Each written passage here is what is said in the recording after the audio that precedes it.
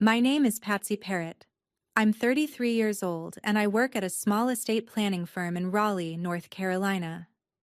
I am telling you this because 2 weeks ago, my sister Bridget slapped me at our parents' Sunday dinner. She wanted me to babysit her twins for 10 days while she and Tobias flew to Hawaii. I said no. She slapped me. She screamed, "You owe us!" My mother laughed. I didn't cry. I didn't argue. I walked onto the porch and made one phone call to a woman who had been my supervising attorney for 11 years. An hour later, my mother's phone wouldn't stop ringing. Then my sister's. Then my brother-in-law's. Bridget's last text said, "Call me back now." I didn't, because Bridget was never going to Hawaii. And the trust fund she thought she'd quietly stolen? It had my grandmother's name on it. The Sunday before Thanksgiving, I drove out to my parents' house in North Raleigh with an apple cobbler I'd baked from my grandmother's recipe. The crust was lattice cut. I'd been up since 6 because my grandmother used to say a cobbler tasted like the morning you spent making it.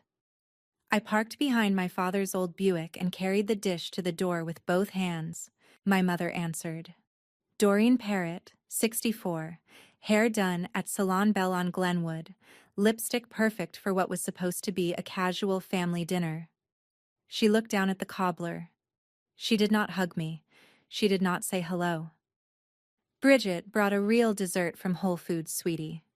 You can put yours next to the napkins. People won't notice. I set the dish down where she pointed. I said nothing. This was a thing I'd been doing for 30 years. Setting things down where she pointed. Saying nothing. I noticed the centerpiece. A spray of white roses, expensive ones. The kind with the slightly green stem that comes from a specific florist on Lassiter Mill Road. I knew because I'd ordered them, twice a year for 10 years, for my mother's birthday and her anniversary.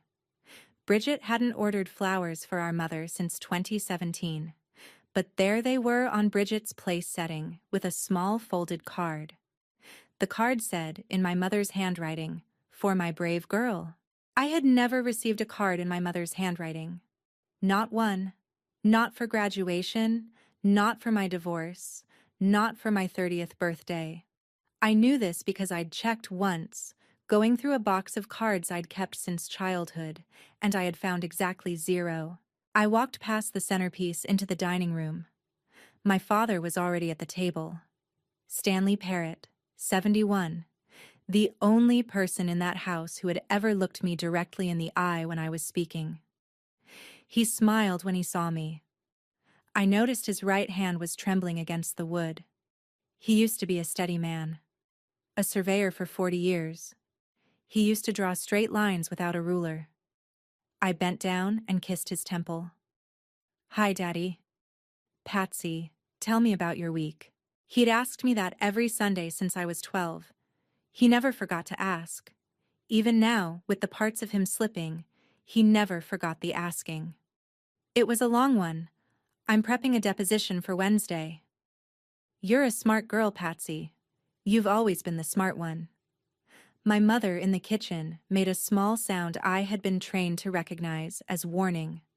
Then the front door opened and the temperature in the house changed. Bridget arrived with Tobias and the twins. My sister, 37, in a Lululemon set that cost more than my weekly grocery budget, hair freshly highlighted, a Goyard tote slung casually over her shoulder. Tobias followed in a polo shirt and Ray-Bans. The twins, Wyatt and Winona, 5 years old, ran straight to my father. "Grandpa! Grandpa!" He laughed and gathered them in. For a moment, he was steady. Bridget air-kissed somewhere near my cheek. "You look tired, Pats." I didn't answer. I was watching Tobias.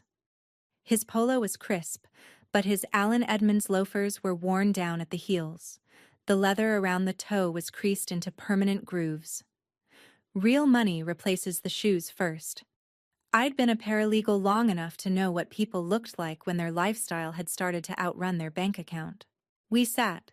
My mother served pot roast. Bridget poured wine. The twins were given iPads. My father asked me again about my deposition, And I told him again, and he nodded the way you nod when you're holding onto a sentence with both hands. Halfway through the meal, Bridget set her glass down. She used the same tone someone uses to mention the weather. "Mom, did you tell her yet? About Hawaii?" My mother smiled into her plate. "Tell me what?" I asked. Bridget turned to me. Her smile was wide and bright. "Patsy, we're going to Maui, November 17th through the 27th. 10 days. You'll have the twins." I put my fork down. "I have a deposition prep that week. I can't." "Reschedule it. It's family." "No." I said it once. I said it quietly. The room went still in that specific way. Rooms go still when a long-running script has been broken. I watched my sister's face cycle through 3 expressions in 2 seconds. Surprise, calculation, something darker underneath, something I would only later identify as panic. "Patsy, we've already paid for everything. Non-refundable. Mom said you'd help." Mom didn't ask me, and the answer is still no. She stood up. She walked around the table. And she slapped me. Not hard enough to bruise. Hard enough to mark. Hard enough to make a sound the twins would remember.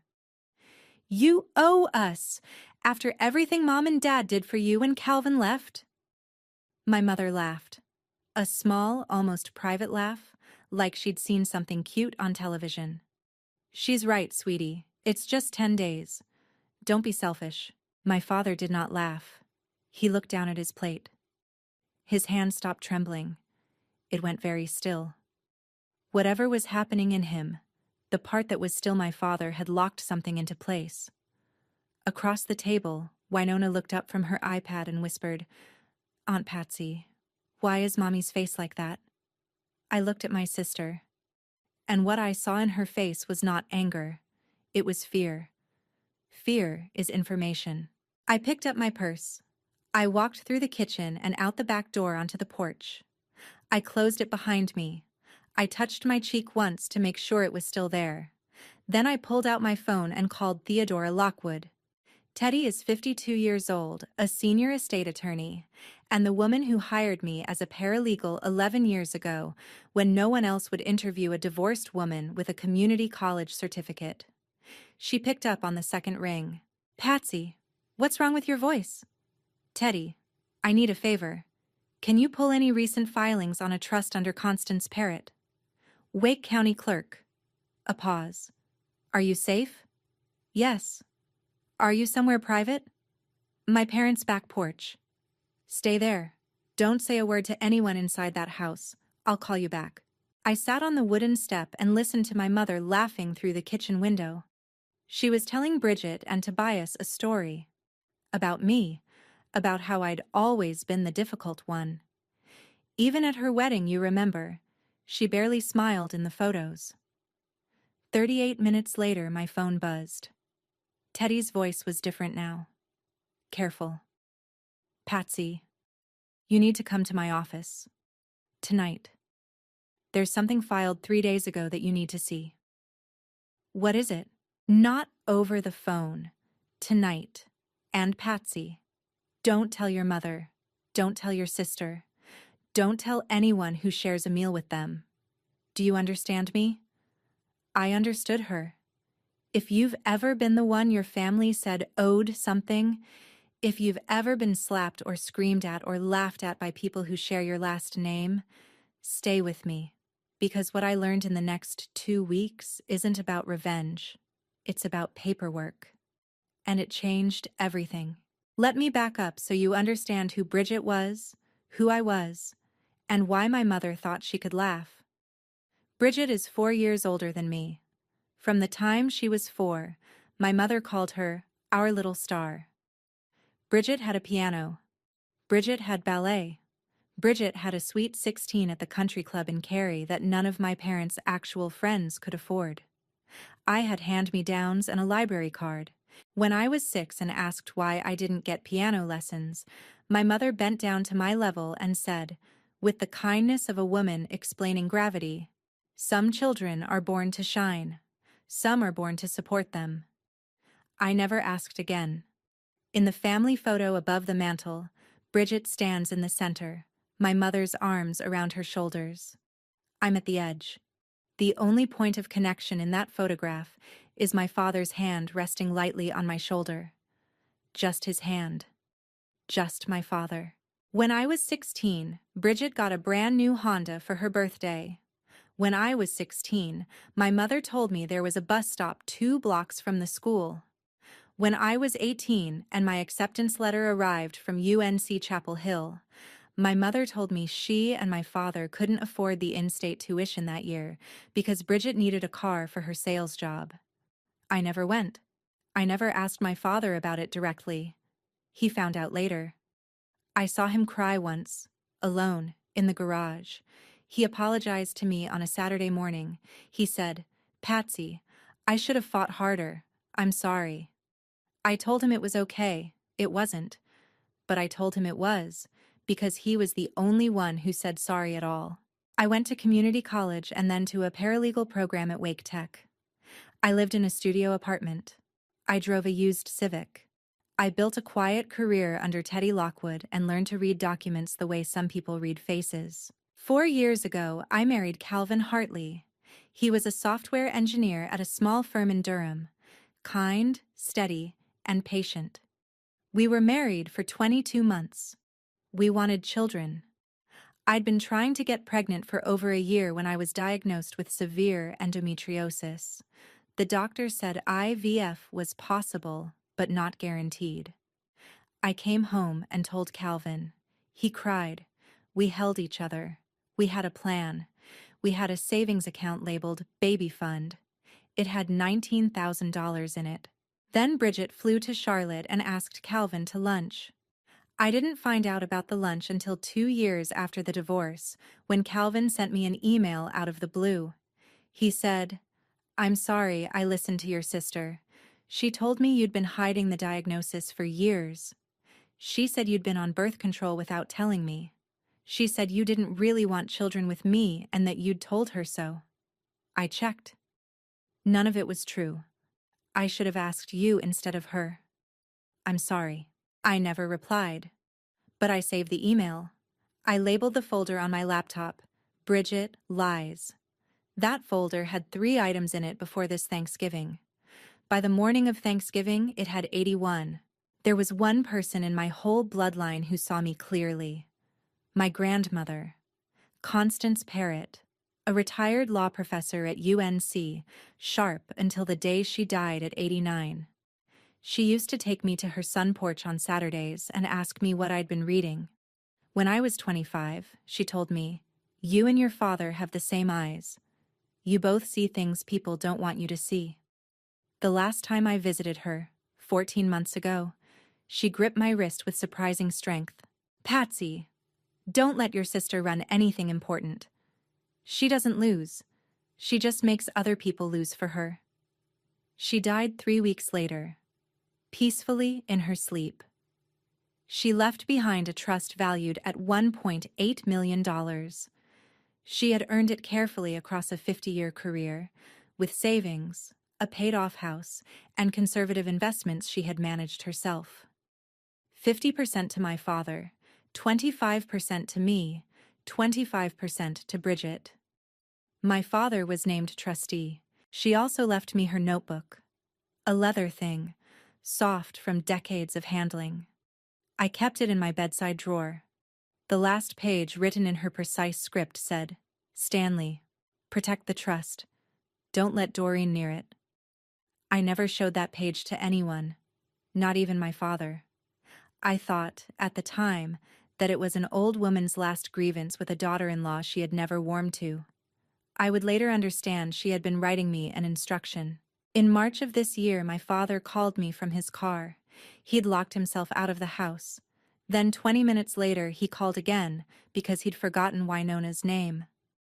I drove him to Duke Health that week. Dr. Rosalind Beckett, a forensic neurologist with 20 years of capacity evaluation experience, ran a full panel. The diagnosis was early-stage Alzheimer's. His MoCA score was 19 out of 30. The threshold for legal capacity in complex financial decisions is 26. In the parking lot, my father held my hand. He said, "Don't tell your mother yet. She'll use it." I said, "Okay." He said, "Patsy, if I forget you one day, remind me I always knew you were the strong one. Okay?"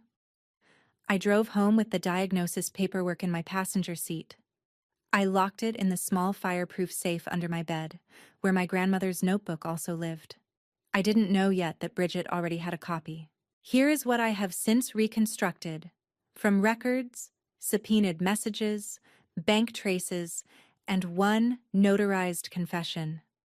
In April, Bridget came to a family dinner and watched our father call his own grandson by the wrong name twice in 1 hour. She didn't say anything. She didn't comfort him. She watched him the way a person watches a vending machine they intend to break into later. 2 days after that dinner, she sent Tobias a text message that the FBI later pulled from his recovered phone. It read, "Dad's not okay. We could probably move some things if Mom plays along. Worth thinking about." Tobias replied, "Babe, we need real money. Not loans. Real money. The kind nobody asks about." In May, Bridget set up a North Carolina LLC called Parrot Holdings LLC. The registered agent was listed as Patsy Parrott. The registered address was my studio apartment. The signature on the formation document was a forgery, a clean one, with my name written in someone else's loops. I would later compare those loops to a Christmas card my mother had signed in 2021. The match was unmistakable. In June, Tobias purchased a 4-bedroom beach house on Hatteras Island under that LLC for $610,000. The down payment of $120,000 came from a personal loan against my parents' home equity. My mother had signed the loan paperwork without telling my father. In July, Tobias lost $620,000 in 9 days. He'd put it into a private crypto venture run by a friend he'd met at a yacht club in Charleston. The venture collapsed in a way that had collapsed 7 other small ventures that month. He told his wife. He didn't tell anyone else. The mortgage payments on the beach house were due. The credit card minimums were due. The clinic Tobias had told his parents he was opening did not exist. In August, Bridget invited my mother on a spa weekend in Asheville. My mother had never refused a free hotel room in her life. Whatever Bridget proposed in that hot tub, my mother agreed to it, because by the end of August, my mother was making phone calls to a notary in Wilmington named Bernadette Quinn. They had been roommates at UNC Greensboro decades ago. Bernadette had been quietly reprimanded once in 2019 for notarizing a document a signer had clearly not understood.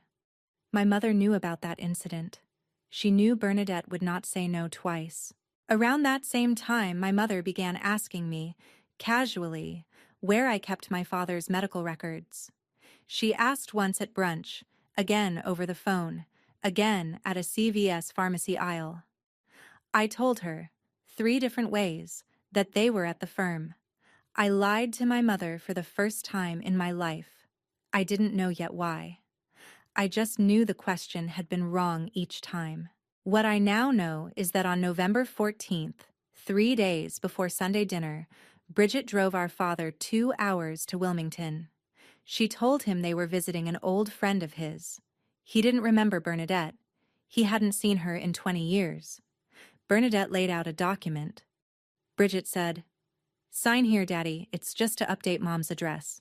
My father signed his name with a hand that wandered. Camera footage from the bagel shop next door later showed him entering the office leaning on the wall, walking slowly, hesitating at the threshold. The footage also showed Bridget holding the door open, glancing twice over her shoulder before guiding him through. Bernadette's notary log, which she is required to keep by law, recorded my father as alert and oriented ×3. That same afternoon, Bernadette texted her sister. "He didn't even know my name. I shouldn't have done this. Doreen owes me forever." That document removed my father as trustee. It transferred trustee authority to Bridget. It restructured my 25% share into a custodial trust held for the twins, with Bridget as custodian. In one signature, my share of my grandmother's estate was no longer mine. My father's portion remained in the trust on paper, but with a new sole trustee who had every legal right to invest, distribute, or disperse it. The next day, $50,000 was wired out of the trust account into Tobias's personal checking, and from there to a crypto exchange wallet. They didn't even wait the weekend, and on Sunday the 16th, Bridget walked into our parents' house and demanded that I babysit her children for 10 days, while she and her husband supposedly flew to Hawaii. She wanted me out of town, or at least out of attention. She wanted the holiday family rhythm to absorb me before I noticed anything. She underestimated one thing. I am an estate paralegal. My entire job is noticing. I drove home from Sunday dinner that night and stood in front of my bathroom mirror. The mark on my cheek was already fading. I wasn't crying. I wasn't shaking. I felt something colder than anger, more useful than grief. I felt the kind of attention I hadn't felt in years. I sat at my kitchen table and opened a hardcover notebook. I wrote at the top of the first page, November 16th, 2025. Below that, 3 columns. What I know. What I need to prove. Who knows what. The third column was the longest. For 11 years, I'd watched clients lose everything because they trusted family with paperwork. Tonight I realized I was about to be one of them, unless I worked faster than my sister could lie. My phone buzzed. Bridget. We leave in 36 hours. The twins will be at Mom's. Don't make this harder than it needs to be. Then a second text, 2 minutes later.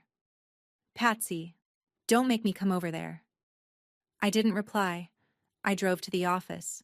Teddy Lockwood was waiting in her conference room with 2 folders open and a fresh pot of coffee.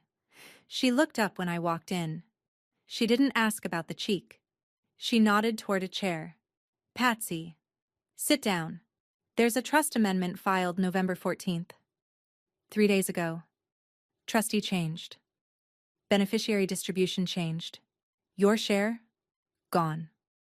I sat. I read. The amendment was 4 pages. It was correctly filed. It was correctly stamped.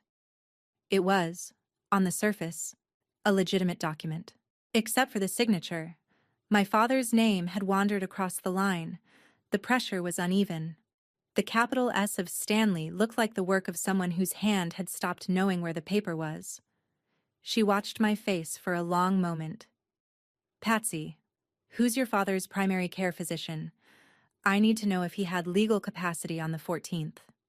He didn't. I have his diagnosis. March of this year. Dr. Beckett at Duke. MOCA of 19. Teddy's eyes lifted. They sharpened. Patsy, we can do something with this. But we have to be very, very quiet. Your sister can't know we're moving. Your mother definitely can't know. If they find out, they'll start shredding. What do I do for the next 10 days while she's supposedly in Hawaii? Teddy looked at me for a long second. You let her think she won. And you build the file. I drove home at 1 in the morning. I didn't sleep. I sat at my kitchen table and built a spreadsheet. 52 rows. The first cell I filled in had a single yellow flag. Hawaii Flight Manifest. Does Bridget's name appear? In the morning, I called Eleanor Whitaker. We'd worked together before she moved into a corporate travel role at Carlson Wagonlit. Eleanor couldn't pull a manifest legally, but she could check booking records if I had a confirmation code. I had one. Bridget had posted it on her Instagram story 2 weeks earlier, holding her phone up like a trophy. I'd screenshotted it the day she posted, on instinct, the way I screenshot everything. The story expired the next day. The screenshot did not. Eleanor called back 2 hours later. She sounded careful. Patsy, that confirmation code? It's for 2 passengers, Tobias Crowell and Sienna Marsh. There is no Bridget Crowell on this booking. She isn't on a Hawaii flight at all. Not on this airline. Not on the partner airlines. I checked the code shares. I checked the standby. She's not flying. I sat down on my kitchen floor. My sister was not going to Hawaii. My sister was going to be somewhere. I needed to know where. And I needed to know who Sienna Marsh was, before my sister did. I searched the name Sienna Marsh on LinkedIn. 28, wellness coach, based in Charlotte. Her Instagram was public. I scrolled. Slowly, methodically. The way you scroll through a deposition you've been told contains one specific lie. I found photos of her with my brother-in-law dating back 14 months. Beach photos. Restaurant photos. A photo of the two of them at a wine bar in Asheville, the same weekend Bridget had taken my mother on the spa trip. One taken at a beach house in the Outer Banks, geotagged Crowell Beach House. The Crowells didn't own a beach house. I knew this because my sister complained about it at every single Christmas. Tobias's parents won't even talk about a beach house. They'd rather give it to the Yale Fund. I pulled the property records. The house was owned by an LLC, Parrott Holdings, LLC. Registered agent, Patsy Parrott, registered to my apartment address. I sat very still for a long time. I called Teddy. Teddy, Tobias has been having an affair for over a year, and there's an LLC in my name I never created. They forged my signature. The beach house is in it. Teddy went quiet for 3 seconds. Then we have identity theft on top of elder abuse. That's federal, Patsy. That's not a county matter anymore. I'm pulling Maeve in tonight. Maeve Donnelly, forensic accountant. She also wears a second hat. Adult Protective Services investigator. We're going to need both. I drove out to my parents' house the next morning while my mother was at her standing salon appointment. I had a key. I had been the one who took her to her salon appointment for 10 years before Bridget moved back to Raleigh and decided salon day was now her thing. I went into my father's home office. He'd taught me, years ago, that he kept a paper printout of his voicemail transcripts in a file labeled phone bills. He'd done this since 1994. He'd never updated his system. I found the folder. The voicemail from November 12th was already transcribed and printed. Bernadette Quinn to my mother. Doreen, just calling to confirm Friday at 2. Bring Stanley. Bring the documents Bridget sent. I'll have everything ready. A response. 2 days earlier. Voicemail my mother had left for Bernadette, and her phone had auto-saved to the home line through some old call forwarding rule from when my father had been hard of hearing in 2018. 43 seconds long. Bernadette, just make sure he signs it. Don't ask too many questions. He's having a good day on Friday. There was another transcript, 3 days older. My mother to Bridget. Honey, I told her the medical records were at the firm. She doesn't suspect. She still doesn't talk to me about him. Hurry up before she figures it out. We don't have all year. I read that one twice. I read it a third time. My mother had been participating, in writing, with full knowledge, for at least 2 months. She had been calculating around me. She had been counting on the very thing that had hurt me most as a child. The fact that I had stopped trusting her with anything. I exported the audio of both voicemails. I drove home. I put the USB in the small fireproof safe under my bed, where I already kept my grandmother's notebook and my father's diagnosis. My mother was not being manipulated by my sister. My mother was the architect. That night, Maeve Donnelly came to Teddy's office. 44 years old, Irish-American, sharp-cornered face, carried a leather portfolio that was more organized than my entire apartment. She listened to the voicemail twice. She did not flinch. This is conspiracy. This is wire fraud. This is identity theft. This is elder financial abuse. We can stack 4 federal counts, Patsy, and that is before we get to the notary. She subpoenaed the trust account that night through Teddy. The next morning, she had the statements. The $50,000 wire showed up immediately. alongside the receiving account ending in 0319, which traced cleanly to a known crypto exchange. Maeve looked at me across her desk and said, "This isn't elder abuse alone. This is structured wire fraud. They wired the money the day after the amendment was filed. They didn't even pause for the weekend. Patsy, listen to me. You have enough to file federal. But if we file now, your father becomes a witness against your mother and your sister. You will be sitting in a courtroom in March watching him try to remember which one of his own daughters lied to him. Are you ready for that?" I went home that night and opened my grandmother's notebook to the last page. "Stanley, protect the trust. Don't let Doreen near it." The ink had faded slightly. I traced the words with my fingertip. I called Teddy. "We do it at Thanksgiving. I want them all at the table when it happens. I want my father to see it. I want him to know I didn't let her win. And I want it done before he forgets enough that he can't tell who was on his side." "Patsy, are you sure? Public exposure means your mother will never speak to you again." "Teddy, she already chose. I'm just letting her keep her choice." "Before I tell you what happened at Thanksgiving, let me ask you something. If you had everything you needed to destroy the people who destroyed you, would you do it at a private dinner? Or would you do it where they couldn't spin the story afterward? Tell me in the comments what you would have chosen. Then keep watching to see what I did. I had 11 days. I used them. Receipt 1 was the amendment itself. Filed at the Wake County Clerk's office on November 14th. My father's signature on it was visibly wrong. The letters wandered. The pressure on the page was uneven. Teddy hired a forensic handwriting analyst named Dr. Marlon Pruitt out of Atlanta. He spent 2 days comparing the amendment signature to my father's signature on the original 2018 deed of his house, on a 2014 power of attorney, and on a notarized passport renewal from 2022. His report ran 14 pages. His conclusion was a single sentence I underlined in pencil. This signature was not made by a man in command of his hand or his judgment. Receipt 2 was the medical record. Dr. Beckett at Duke signed a sworn affidavit. On November 14th, 2025, Stanley Parrott did not have the cognitive capacity to understand the legal and financial implications of a trust amendment. Period. 6 pages, notarized. I added it to the folder.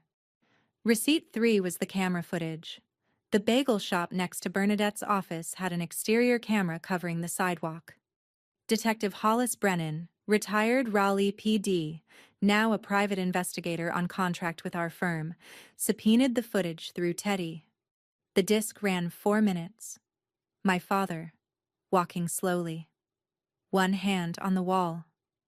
Bridget behind him, glancing left, glancing right, then nudging him through the door. Detective Brennan watched it twice and said, "Patsy, your sister looked over her shoulder twice before she walked your dad through that door. That's not an innocent look. That's someone counting witnesses." Receipt 4 was Bernadette's notary logbook. By state law, a notary must keep a contemporaneous log of every signing. Detective Brennan obtained it through a careful subpoena. The entry for November 14th read, "Stanley Parrott, alert and oriented ×3. But Bernadette's text messages, also subpoenaed, told a different story. The text she sent her sister at 2:38 p.m. that day. "He didn't even know my name.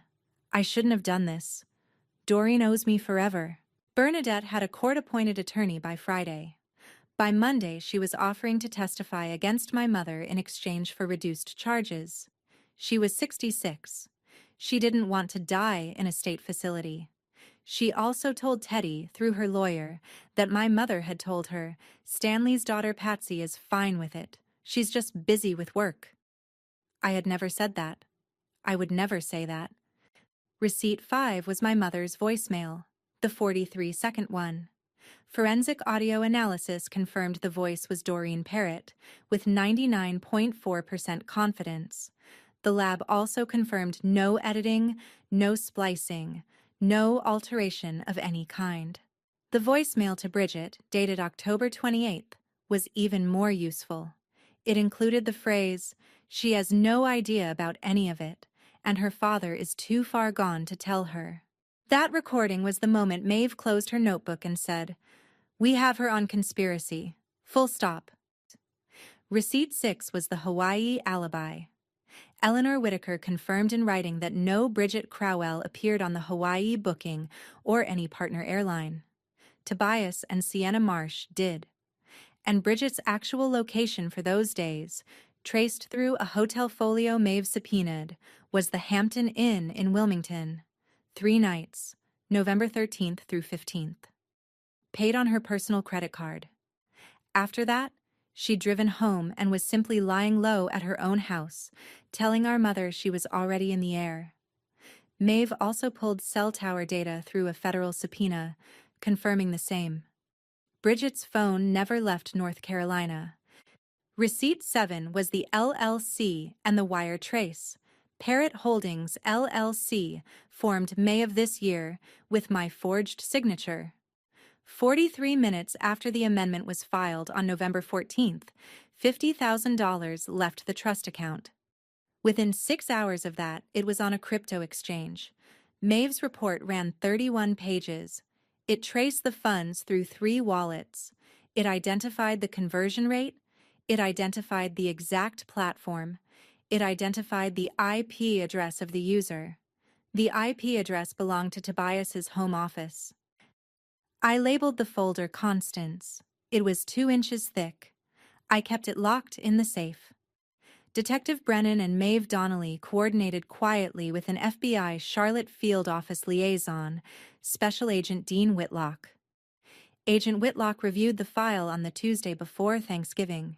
He called Teddy that afternoon and said, "Counsel, I've worked elder abuse cases for 9 years. I've never seen a complainant assemble a file this clean.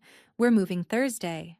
The arrest plan was set for Thanksgiving afternoon at 3:45 p.m. The judge had pre-signed the warrants. The plan was to allow Thanksgiving to begin, allow the family to gather, allow me to address the family with the evidence first. Then the law would arrive. Teddy asked me one more time the morning of Thanksgiving if I was sure. I told her, "My grandmother told me truth is a paper trail, not a feeling." I built the trail.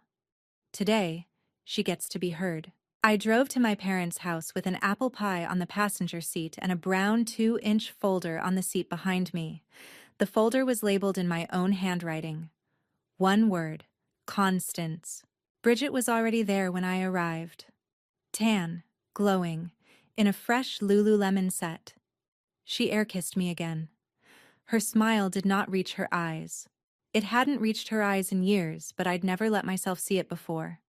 "How was your 2 weeks of peace, Pats?" I smiled.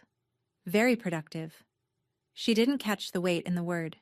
She turned back to my mother, who was arranging crystal stemware for a dinner that was going to end very differently than she imagined. The table was set for 10. My father at the head. My mother to his left. Bridget across from her. Tobias next to Bridget.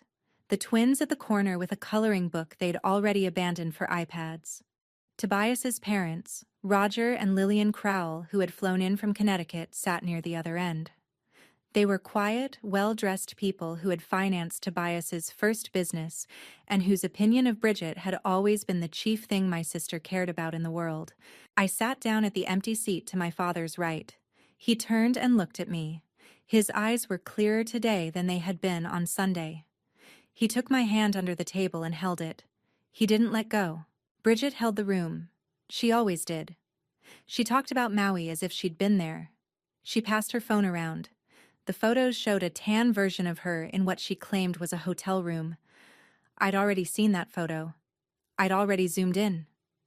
The corner of the curtain had a logo. Hampton Inn. Wilmington has a Hampton Inn. Maui does not. She showed Lillian a picture of a sunset. This was our last night. Tobias wanted me to stop taking pictures. He kept saying, "Bridget, just be in the moment." Tobias did not look up. My mother stood up to make a toast. She raised her wine glass to the room. to family, to loyalty, to the daughter who reminds us what hard work and devotion mean. She raised her glass to Bridget. Not to me, not even to my father, to Bridget. Lillian Crowell, polite to the bone, raised her glass an inch and lowered it. I waited until my mother sat down. I cut myself a small piece of my own pie. I did not eat it. I set my fork down. Then I stood up. Mom, before we eat, I have something to share with the family about Grandma Constance's trust. Bridget's wineglass paused halfway to her mouth. I set the brown folder in the center of the table. I opened it. 3 days before Bridget told me about Hawaii, an amendment was filed at the Wake County Clerk's office. It changed the trustee. It removed my share. Did anyone want to mention it? My mother's color drained out of her face like a glass tipping over. Bridget said fast, "Patsy, this isn't the time." I said, "It's exactly the time. Sit down, Bridget." Bridget sat down. Lillian Crowell, Tobias's mother, set her napkin on the table and folded her hands. She turned her head a quarter turn toward her son and did not move it back. I pulled out the first document. The amendment. My father signed this on November 14th. His MoCA score in March was 19.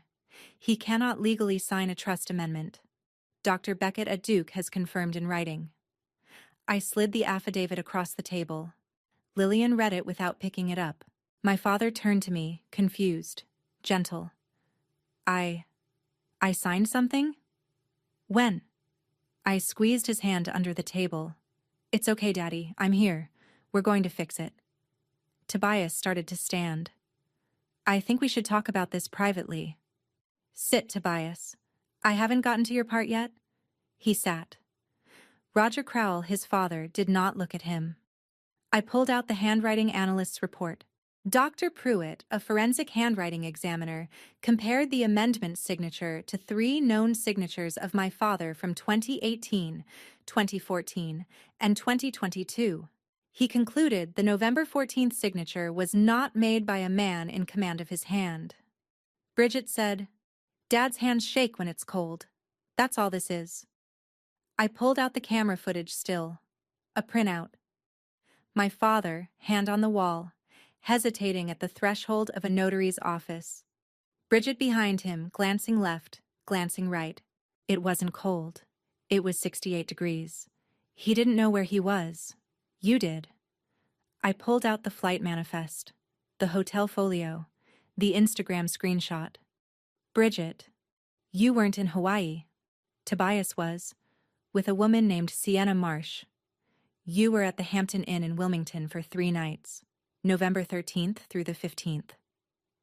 Bridget made a small sound, a laugh, almost. That's ridiculous. I set down the geotagged photo from Sienna's Instagram, the Outer Banks, Crowell Beach House. And the LLC that owns this house has my forged signature on it. You couldn't put it under your own name because Tobias's parents would have asked questions about where the money came from, so you used mine. I placed the LLC formation document next to a Christmas card my mother had signed in 2021. The signatures had the same loops. Lillian Crowell stood up. She walked around the table. She bent down and looked at the 2 signatures side by side. She straightened. She looked at her son. Tobias. Did you know about this? Tobias did not answer. Tobias, look at me. Did you know my daughter-in-law forged her sister's name on a deed for a house you've been keeping a girlfriend in? Tobias did not answer. Lillian sat down. She placed her hand on Roger's wrist. Roger covered it with his. I took out my phone. I pressed play. My mother's voice filled the dining room. "Bernadette, just make sure he signs it. Don't ask too many questions. He's having a good day on Friday." The room went silent in a way I had never heard a room go silent. I let the second voicemail play right after. She has no idea about any of it, and her father is too far gone to tell her. Roger Crowell put down his fork. My mother said, That's out of context. Those are Dr. I said, Mom, there is no context where this is okay, and the audio lab certified them clean. No splicing, no editing, just you. I set down Maeve's wire trace, the 31-page report. The page with the words $50,000 highlighted in yellow. And Bridget. The day after the amendment was filed, $50,000 left the trust. 43 minutes after the amendment hit the clerk's desk, it went to Tobias's account, then to a crypto wallet. The IP address belongs to your home office. Winona, in the corner, started to cry. Wyatt put his arms around her without being told to. He was 5 years old. He should never have had to do that. The doorbell rang. My mother shot to her feet. I stood up too, gently. I put my hand on her shoulder. Don't get up, Mom. Let me get it. I walked to the door. Detective Hollis Brennan, Maeve Donnelly with her APS badge clipped to her blazer, and Special Agent Dean Whitlock in a Navy windbreaker with FBI in yellow letters across the chest stood on the porch. I held the door open. They walked in. Detective Brennan turned to my mother. He spoke calmly. Mrs. Doreen Parrott, we have a warrant for your arrest. Charges include conspiracy to commit elder financial abuse, wire fraud, and identity theft. You have the right to remain silent. He turned to Bridget. Mrs. Bridget Parrott Crowell, the same charges plus forgery. Ma'am, please stand. He turned to Tobias. Mr. Crowell, wire fraud, identity theft, conspiracy, and an additional count of unlawful use of telecommunications across state lines, federal charges. My mother screamed at me, Patsy, how could you? I looked at her. I'd been waiting 33 years to say this, and when it came out, it was very quiet. I just stopped lending you my silence, Mom. She tried to lunge for the folder. Detective Brennan was faster. The cuffs went on smoothly, no drama, no struggle. Bridget cried, mascara running. Tobias didn't resist. He looked mostly relieved. Bridget passed me on the way to the door. Her phone was in her hand. The agent took it from her and bagged it. But not before she'd typed something. I saw the word later on the property manifest from the FBI. Patsy, call me back now, please. We can fix this. I didn't. The twins were brought into the living room. Lillian and Roger Crowell sat on either side of them. Lillian was holding Winona. She did not look surprised. She looked instead like a woman who had suspected her son had married wrong for a long time and was now watching the proof land. My father was still at the table. He hadn't moved. He turned to me slowly. Sweetheart. His eyes were wet. Did I do something wrong? I knelt next to him. I held both his hands. No, Daddy, you're the only one who didn't. I stayed at my parents' house that night, for the first time in my entire life. After the squad cars pulled away, after the FBI agent had collected the laptops and the phones, after Lillian and Roger Crowell had taken the twins back to their hotel with promises to be in touch, my father and I were alone. I reheated his pot roast. I cut him a slice of apple pie. He ate slowly. He looked around the dining room as if he was trying to remember whose house this was. Patsy, where's Doreen? She had to go somewhere, Daddy. We'll talk in the morning. I think I did something bad, but I can't remember. You didn't, Daddy. You trusted people. That's not a crime. He nodded. He was quiet for a long minute. Patsy, your grandmother said something to me about your sister once, before she died. I didn't listen. What did she say? He looked at me with a clarity that comes and goes on its own schedule now. She said Bridget would steal from a stranger if it made Doreen smile. And she said you would catch her at it. I told her she was being unfair. I was wrong.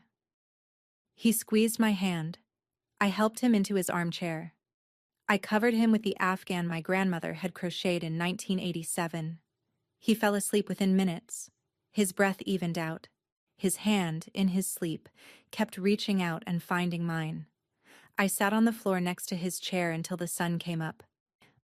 In the morning, the story was already in the Raleigh News and Observer. Wake County family charged in 1.8 million elder financial abuse case. The article was 300 words long. It used the phrase alleged forgery twice. It quoted Teddy. My client's only goal was to protect her father. It mentioned, near the end, that authorities credit a paralegal at Lockwood and Associates for assembling the evidence that led to the arrests. My phone began to fill up. Old high school classmates, co-workers I hadn't talked to in years, a woman from my church, and, near the bottom, a text from Calvin Hartley, my ex-husband. Patsy, I'm sorry for everything. If you ever need anything, even just to talk, I'm here. I read it 3 times. I didn't reply. Not yet. In Teddy's office that afternoon, the news got better and worse. Better, because the trust amendment was being voided.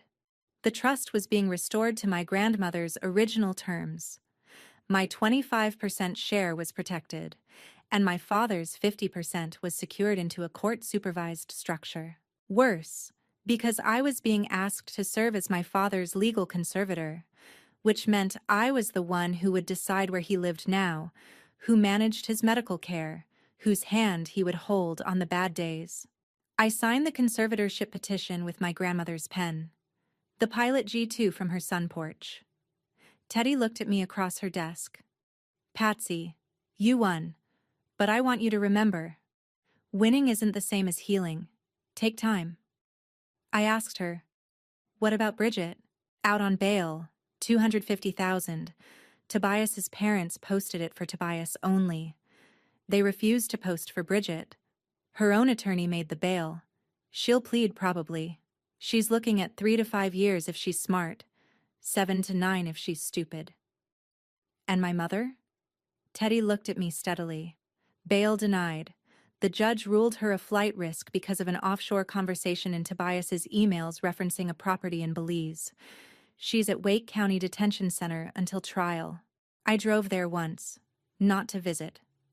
The conservatorship paperwork required me to formally decline being a contact for her. I sat in the visitation booth with the form in my hand. My mother sat behind the glass. Mascara from yesterday. Hair flat. She put her palm on the glass. Patsy, tell them it was Bridget. Tell them I didn't know. I looked at her for a long moment.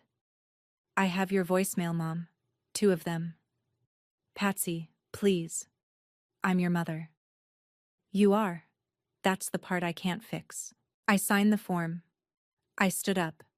I turned to leave. She screamed at the glass behind me. You're still my daughter. I didn't turn around. I said it loud enough for her to hear, but I said it to the floor. I know. That's the saddest part. I walked out of the building. I stood next to my car for 5 minutes. I didn't cry. I started the engine. I drove to Whitebriar Gardens, the memory care facility on the western edge of Raleigh, where my father had been admitted that morning. He was in a soft chair by a window. There was a bird feeder outside. He looked up when I came in. Patsy. Hi, Daddy. Did you have a good week?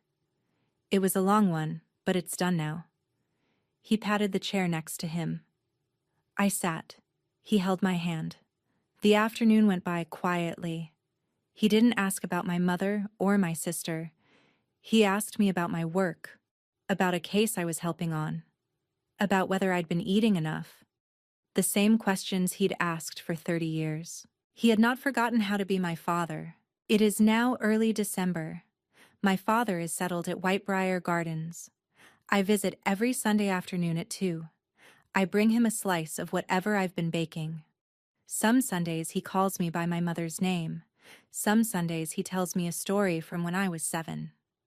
I sit through both kinds of visits the same way. The trust has been restored. My 25% is mine again. The $50,000 that left the account on November 15th has been recovered from the crypto exchange through a federal seizure order. Maeve handled the paperwork. The estate is whole. Out of my own restored share, I funded a memorial in my grandmother's name. The Constance Parrott Memorial Fund, established this month through the North Carolina Bar Foundation. $200,000 to start. It provides pro bono legal support to victims of elder financial abuse in the state. The plaque went up last Tuesday in a small ceremony I didn't tell my family about. Teddy came, Maeve came, Detective Brennan came. So did Lillian Crowell. In my speech, which I kept to 90 seconds, I said one thing that mattered. My grandmother was a lawyer, my father was her son. They both saw clearly. This fund is for everyone whose family stops seeing them. Lillian has been calling me every other week. She and Roger filed for emergency guardianship of the twins immediately after Thanksgiving and have been granted temporary custody. They live in Greenwich now, in the same house where Tobias grew up. Lillian and I have agreed on a schedule. The twins call me on Sunday evenings after my visit with their grandfather. We talk for 15 minutes about school, friends, the dog. Last week, Winona sent me a drawing in the mail. Crayon. 2 stick figures holding hands. One is labeled Aunt Patsy. The other is labeled Grandpa Stanley. There is a sun in the corner. I taped it to my refrigerator. Bridget pleaded guilty to forgery, conspiracy, and elder financial abuse 3 weeks after Thanksgiving. Sentencing is set for late spring. Her attorney has hinted at a plea agreement of 40 months. Tobias took a plea separately and is cooperating with the federal investigation into the crypto venture. Sienna Marsh, it turns out, was a witness, not a participant. She has spoken to investigators voluntarily and provided 14 months of text messages. My mother has refused to plead. She maintains through her court-appointed attorney that she was just trying to help Bridget and didn't know what was on the document. The voicemails make that hard to argue. Trial is on the calendar for March. I don't read her letters. 4 of them have arrived from the detention center. They sit in a drawer, sealed. I may read them eventually. I may not. Bridget called my number 38 times in the first week after her arrest. Not from jail, from her own phone before bail conditions changed. I changed my number on the 8th day. The new number is on a personal-only basis. My family does not have it. Teddy has it. Lillian has it. The memory care facility has it. People have asked me if I miss them. I tell them the truth. I miss who I needed them to be. That woman doesn't exist. She never did. I had been mourning a fiction, and the moment I admitted it was a fiction, the grief got smaller and the air got cleaner. Calvin Hartley and I had coffee last week. Not a date. A conversation. He apologized for an hour. He told me about his life now. I told him about mine. We did not make plans. But we did not say goodbye either. We left the door open. That, by itself, felt like something I wouldn't have allowed 3 months ago. I still live in my studio apartment. I still drive my Civic. I still bake from my grandmother's recipe book. The apple cobbler is the one she taught me when I was 8 years old, on her sun porch, on a Saturday with the radio playing. Last Sunday, I baked one and brought it to my father. He took a bite. He chewed slowly. He looked up at me and smiled. Patsy, this tastes like my mother. It's her recipe, Daddy. You always paid attention. You're the one who taught me to. He held my hand. He looked out the window at the bird feeder. He said, "You know, your grandmother always said you would be the one who saw it coming. Whatever it was, she said you had her eyes." I squeezed his hand. I stayed until visiting hours ended. If you've ever been the quiet one, the difficult one, the one your family said owed something they never paid for, let me tell you what 11 years of estate law taught me. You don't owe silence. You don't owe loyalty to people who built their stability on your erasure. And the proof you need? It's already there. In a voicemail. In a photograph. In a signature that doesn't quite match. In an Instagram story you screenshotted on instinct 3 weeks before you understood why. My grandmother used to say truth is a paper trail, not a feeling. build the trail, then walk away on it. I don't call it betrayal anymore. I call it information. Information about who is safe to stand next to and who is not. Information about which last names you can trust and which last names you cannot. Information about whose hand you hold under the table and whose hand you do not. And I don't lend my name to a deed, to a lie, to a family, to anyone who hasn't earned it. If you've collected proof when no one believed you, if you've been the quiet one in a family that mistook your silence for permission, share your story below. Use whatever name feels safe. I read every comment. And to the next person reading this who is still in the middle of her own paper trail, keep going. The folder gets thick, then the door opens. And on the other side of that door is a life that nobody can sign your name out of ever again. My grandmother knew. My father knew. And now I know too. I am Patsy Parrott. I am 33 years old. And I am no longer the daughter who owes.